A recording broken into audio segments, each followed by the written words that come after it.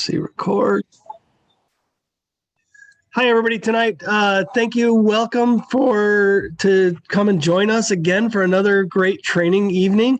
Tonight, I've got one of my absolute favorite people to hear from, and I was excited when she agreed to do the call, and I said, "What are you going to train on? Just figure something out that you want." And she picked something that she's passionate about, and it's going to help us with leadership.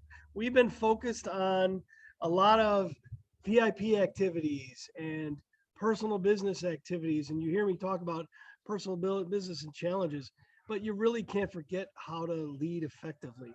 And I think tonight, Gina Lemming will come on and pour into us her ideas for that. Thanks, and Gina. Hey guys, I'm super excited to be here. Thanks for asking me to do this, Aaron. Made my day when I got that message. I was like, yay. Okay, so if you guys don't have a pen and paper, grab one, because at the end, I'm going to have you guys write something down that is super important. All right. So tonight I want to talk to you guys about trust, because we all know, when you're attracting prospects, we know that people want to do business with somebody that they know, like, and trust, right? Okay, so I want to take it a little bit deeper, because in my opinion, the single most important quality in a leader is trust. Like, your team needs to be able to trust you. So, okay, being a trustworthy person is actually important in every aspect of your life, not just in leading a team or building a team. It's also important in your marriage. It's important in as a parent, for your kids to trust you and look up to you and, follow your example. You're leading them. You're their leader. It's important with your friendships. It's literally important in every aspect of your life, but it's also important in business. And that's why I kind of wanted to go over this tonight. Okay, so I'm going to do this like the old fashioned way, because there's something wrong with my computer. And when I go on Zoom on my computer, nobody can hear what I'm saying. So I'm doing it from my phone. So I made a little chart, and I'm going to do this the old fashioned way and show you guys this. Let me raise this up. Hopefully you can see this. I like a visual. So my brother and I actually had this conversation when he was here visiting a few weeks ago. And he kind of showed me a visual, and I was like, I love this, because he was talking about kind of the same concept. He's in the military, kind of the same concept with the guys that he works with in the military. And he basically said, when you're working with somebody in his profession, when he's working with somebody, he wants to be able to trust them completely, not trust them in a way like, I trust you with my life, because obviously when you're in the military, you have to trust all the people that you're working with your actual life. But he said, we need to be able to trust people like I trust you with my wife.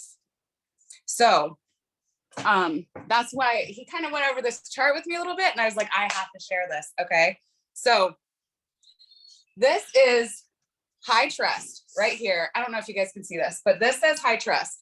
This is high productivity. You good? Okay, so down here in this corner, you have somebody that's low trust, low productivity. That's toxic. You don't want to be that person.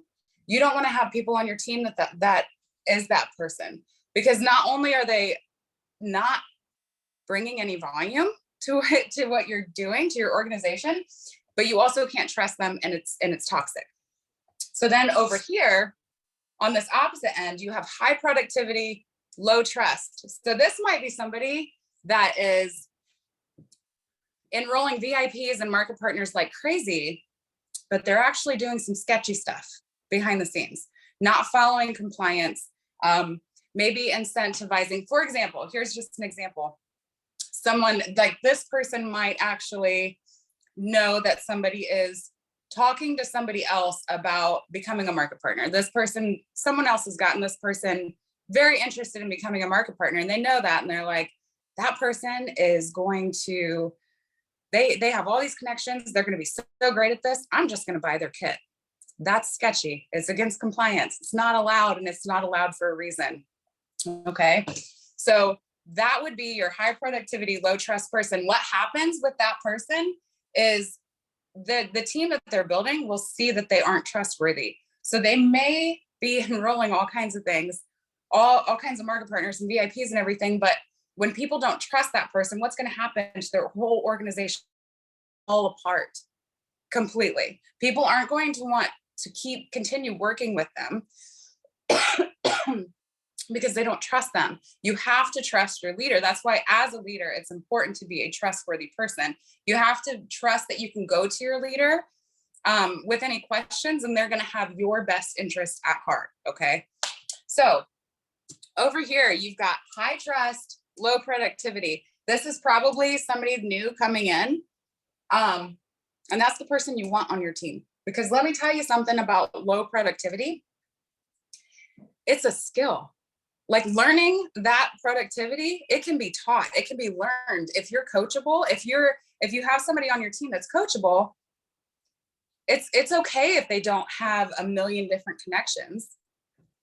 We have social media, we have a million different people at our fingertips. So that productivity, it can be taught, but as far as the trust goes, that is literally up to the individual to recognize that they have a problem and to fix it themselves. So when you have somebody that may be high trust, low productivity, and they learn the productivity, guess what happens? They just slide right over here to high trust, high productivity, and that's your unicorn. That's like the person you want on your team. That's the person you want to be. And when you build your entire organization on trust and trustworthy people, you're gonna have a unicorn team. Okay, I'm gonna put this back down so I can sit down.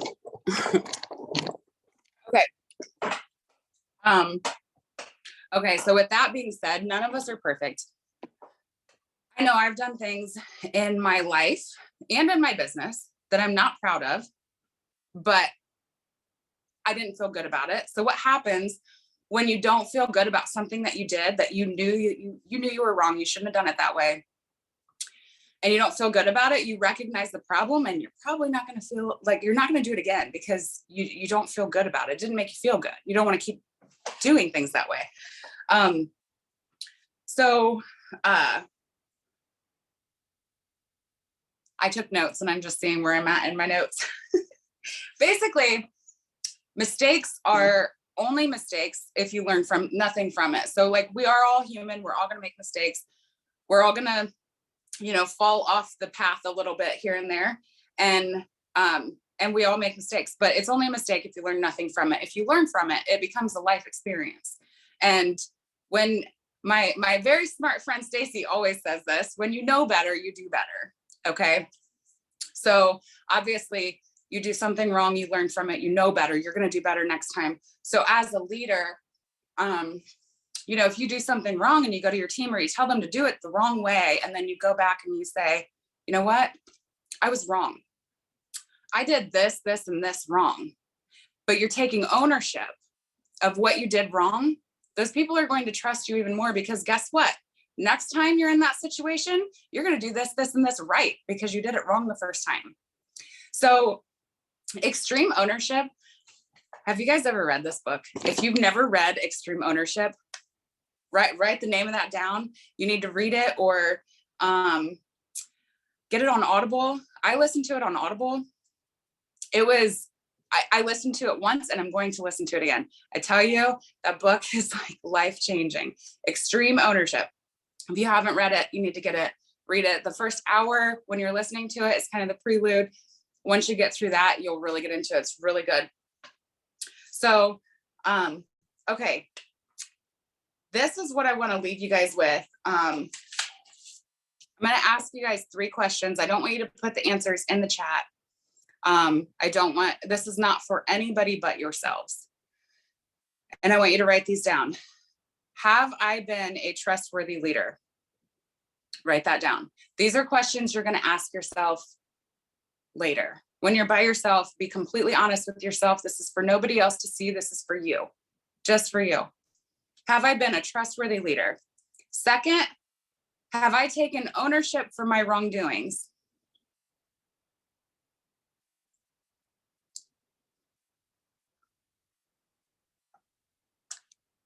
And the third question, where can I improve moving forward?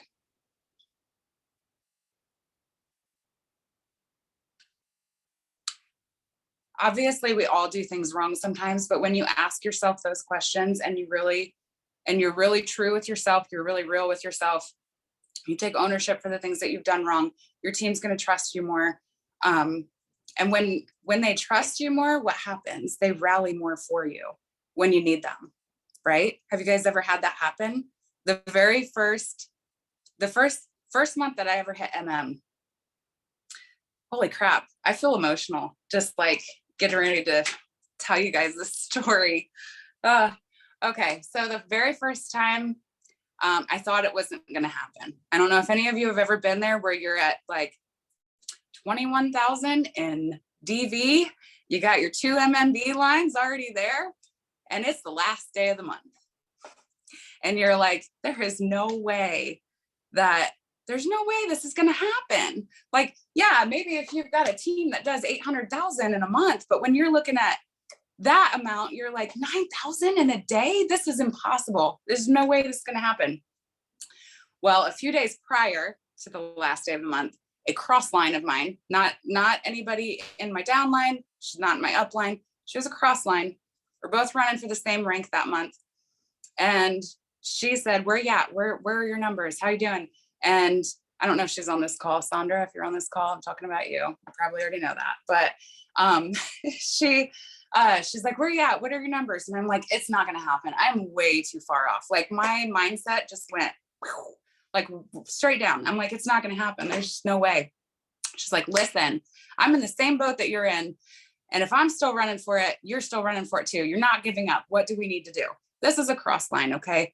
It's super important for you guys to build relationships with your cross lines, because there is something pretty powerful in knowing that the person that just pushed you is not financially benefiting from you in any way. They're doing it. They pushed you because they love you, because they care about you as a friend, you know? So if you don't have relationships with cross lines, start building them. It's important. So anyway, she gave me that little come to Jesus talk a few days before the end of the month. And then that last day of the month, I got up in the morning and I was like, I'm going to do this. I'm going to do this.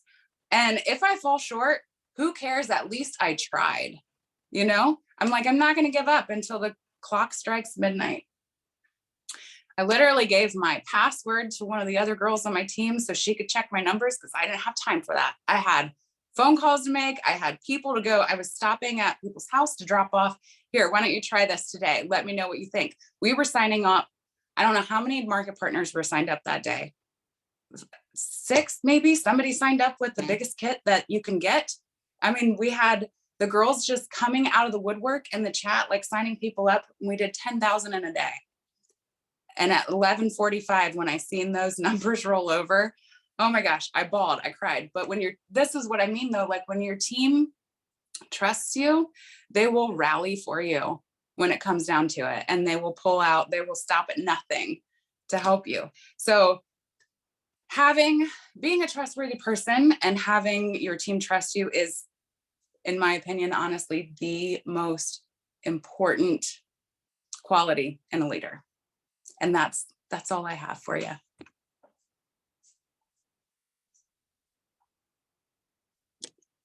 Are you talking, Aaron? Because you're muted. Yeah, I was doing something real quick, and you're like, and you're wrapping up. Like, oh shoot, I got to get back to the main screen. So I'm taking notes. I'm doing some different things. So Gina, thank you so much. Of course. By the way, I love your story, and I've seen so many people have teams do incredible things, and it really comes down to, it really does all revolve around trust. And their only way they'll do it for you is if they believe that you're in it for them, you know? And so I guess I wanted to ask you a question. What are some of the things that you do to like go from, hey, I just met you, to, or let's say build more trust within your own team? how do you build trust within your own team? You mean within maybe the cross lines within my team? Like, is that what you mean? Like I've got this line and No, this? no, I'm just saying, I'm just thinking, you say you're saying you really want to build an organization with, you're talking about the value of trust. And I'm guess I'm throwing you out there saying, okay, so how do we build that trust? How do we get people to trust us as a person, as a leader, as, you know what I mean? Those people don't jump in and help you without you already establishing a relationship with them. That, Exactly. right? So So anyone that's on your team, you should have a relationship with them. I mean, if it's, I know that if you have like this huge team of, I don't know, 5,000 people, 5,000 market partners, obviously you can't have a close relationship with all of them.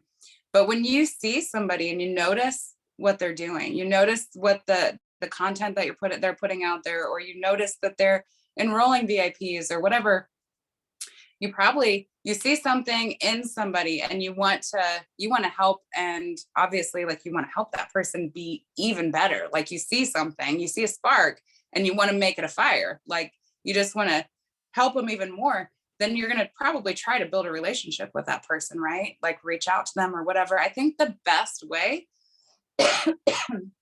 with people that are within your team is to just, like, if they're already on your team, reach out to them, talk to them, have a conversation with them, go to lunch, go to get coffee.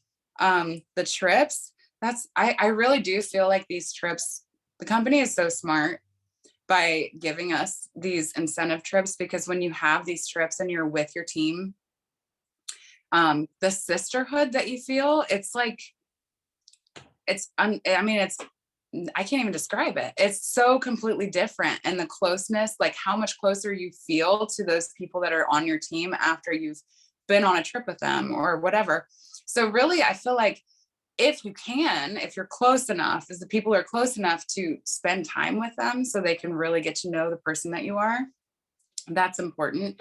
When it comes to building trust with somebody that you don't know, I feel like that's as long as you just talk to them, have a conversation, and not be salesy right away. Like, I mean, cold messaging, obviously, like you probably shouldn't just cold message people at all. Like I refuse to cold message. That's, I feel like that's what turns people off away from direct sales, is because of the cold messages they get. But when you are building a relationship, yeah, Tammy said real and authentic. Exactly. You have to be real and authentic. If you're building a relationship with somebody and you're going into it like, let's say you're looking at somebody's Instagram page and you really like their reels. I'm actually just going to give you an example, because there is a girl on my team that I found her on Instagram and I really liked her reels. And that's what attracted me to her, because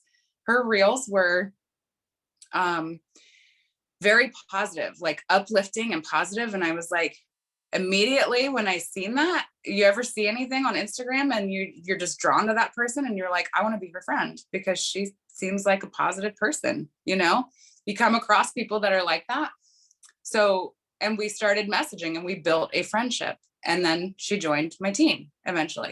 So I feel like building a friendship is really how people are going to trust you. I'm gonna throw a couple keywords in there that help, that I know you did when you reached out to this Instagram girl. One of the first things you did when you reached out to her, I guarantee, is you were completely honest about why you reached out. You were authentically saying, "You've just inspired me. Thank you so much."